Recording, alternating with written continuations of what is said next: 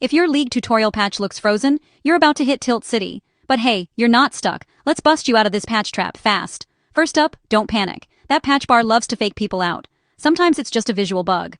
Open Task Manager. Hit Ctrl plus Alt plus Del. Then pick Task Manager. Check if Riot Client or League of Legends is using your network. If you see activity, grab a snack. It's probably still downloading, and these patches can be chunky.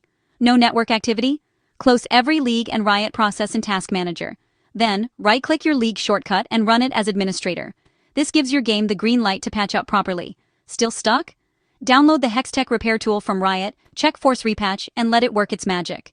For stubborn cases, reset WinSock, switch to a public DNS like Google's, or plug in with Ethernet for a steadier connection.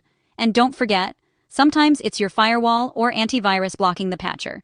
Turn them off briefly, but turn them back on after. Still no luck? Update your drivers, or as a last resort, reinstall League. You got